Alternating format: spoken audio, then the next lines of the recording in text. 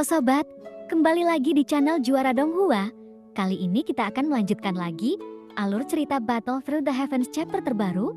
Sebelum kita ke alur ceritanya, admin ucapkan terima kasih kepada kawan-kawan yang selalu ngedukung channel ini berkembang.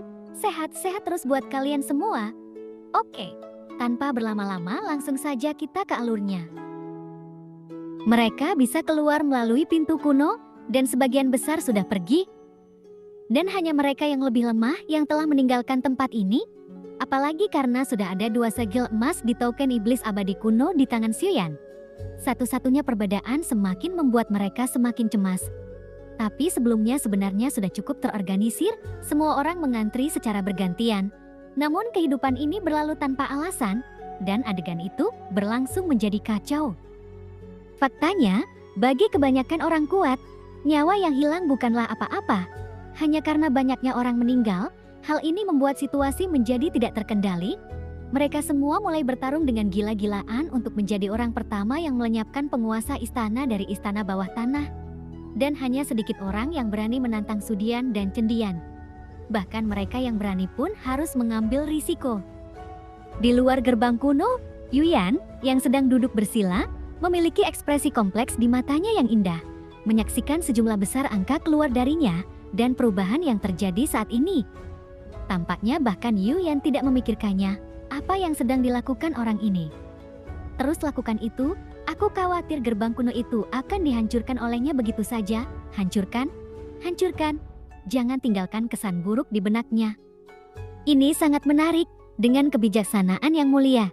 Tetapi ada juga roh jahat dari Raja Jahat. 2 kepribadian berbeda ini bisa muncul dalam diri orang yang sama, dan itu sangat lucu sekali. Si bodoh itu. Cuci entai, saya pernah dipermainkan oleh atasan Anda. Saya tidak menyangka sekarang ternyata dia masih sama seperti itu. Sepertinya semua yang terjadi di dunia yang luas ini, Yuyan bisa melihat semuanya. Demikian percakapan antara Xiuyan dan Cucian Tai. Tetapi tentu saja, itu tidak bisa lepas dari pandangan Yuyan. Sayang sekali, dia mengira Cucian Tai akan membunuhnya, dan aku akan mengambil tindakan ketika waktunya tiba. Lalu Yuyan menghela nafas pelan saat dia berbicara. Namun tampaknya cukup kecewa dengan hal ini. Tapi jika Cucian Tai mengambil tindakan, dia akan memiliki kesempatan untuk mengambil tindakan juga. Dengan cara ini, Anda bisa berhutang budi. Kemudian perasaan itu berangsur-angsur menghangat kembali. Dan saat itu juga, pasti Xiuyan akan digulingkan sepenuhnya. Pikirkan ini, lalu wajah cantik Yuyan memerah. Seolah-olah hal ini sudah dilakukan. Di dunia Taiksu di gedung kotak hitam itu, Cucian Tai perlahan keluar dari kristal transparan yang berisi cairan, dan matanya menunjukkan pandangan berpikir. Klan dewa asli, ada petunjuk bagus tentang orang ini. Namun, Yu Jian tidak menyadarinya saat dia bertemu dengannya. Mungkinkah Jiuzai, setelah menyelidiki Poison Pill Jade Slip, menemukan anomali dan memasukkannya ke dalam Xiuyu? Jika itu benar, ruang khusus Xiuyu benar-benar tidak bisa merasakannya, tapi tidak apa-apa. Tidak peduli apakah Anda berusia 9 tahun atau tidak, setidaknya untuk sekarang, menerima slip dan token job lainnya cukup untuk mengunci Anda kapan saja. Selama lain kali Anda memasuki alam dewa kekacauan, Anda dapat menentukan apakah Anda 9. Fukian Tai mengangkat tangannya dan melambai, lalu cahaya biru muncul di depannya. Lalu itu menguraikan bintang-bintang dan laut, dan ada cahaya yang bersinar di dalamnya. Terdapat peta bintang yang muncul di depan matanya. Itu berasal dari dunia kuno keabadian dan iblis, dan semburan cahaya itu adalah lokasi Xiuyan. Meski petunjuknya memang sangat besar, namun tidak menutup kemungkinan bahwa dia mungkin hanyalah dewa asli yang tidak punya otak dan tidak berguna. Sepertinya kami perlu mengirimkan beberapa orang untuk melanjutkan pencarian. Hanya saja wanita gila bernama B di dunia kuno keabadian dan iblis, itu adalah suatu hal yang merepotkan. Jika bukan karena dia, saya bisa menguncinya di Jiuza ketika saya mencari Poison Pill Jade Slip, kata Cucian Tai. Kemudian ada ekspresi kebencian di matanya, dan sepertinya dia juga punya ingatan yang buruk. Saya benar-benar tertipu oleh tipuan wanita gila ini. Dan di dalam hati saya penuh kebencian tentangnya. Cucian Tai menjadi semakin marah saat dia memikirkannya. Ia mengepalkan tangannya dan membanting ke atas meja. Saat platform batu di depannya runtuh, lalu peta bintang yang muncul juga tersebar. Namun seseorang segera datang untuk memperbaikinya. Angka-angka ini memiliki mata yang kosong. Wajahnya sedingin kayu dan seperti mayat berjalan. Pada saat ini, ada seorang wanita. Ia berjalan sedikit terhuyung. Ketika ia jatuh, kemudian ia menyentuh kaki Chu Ciantai. Ekspresi orang itu tiba-tiba menjadi gelap lagi. Apakah kamu juga ingin memberontak? Chu Ciantai memarahi dengan marah. Dia mengangkat kakinya dan menendang wanita itu. Sebuah ledakan pun terjadi.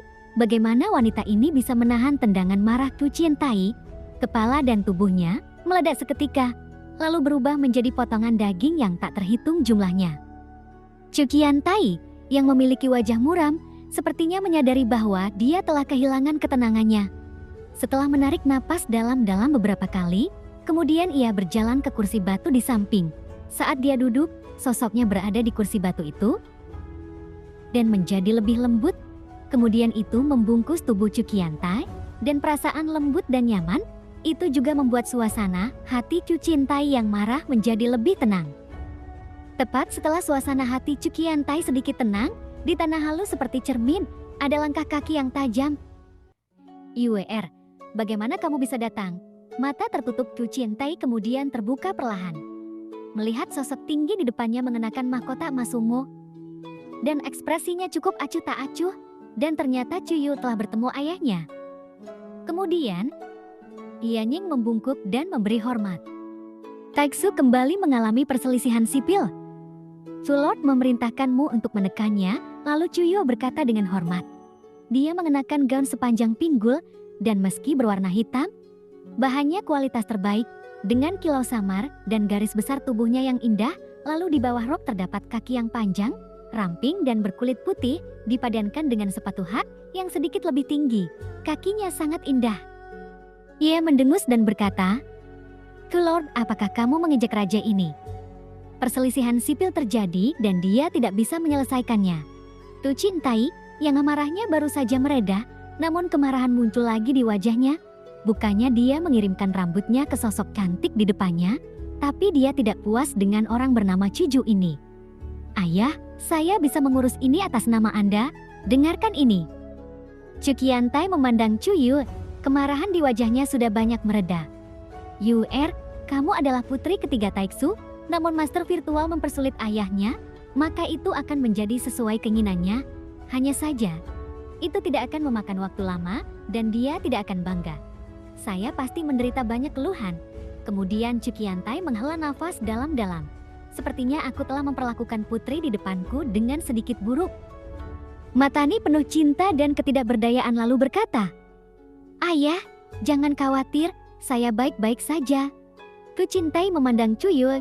Dia tahu karakter Nizi, bahkan jika ada sesuatu, tidak akan memberitahunya juga. "Ayah, aku mengatur agar kamu memasuki dunia Shenxi, dan jika bukan karena dia, aku tidak akan memaksamu untuk kembali, dan Anda tidak akan dikirim olehnya.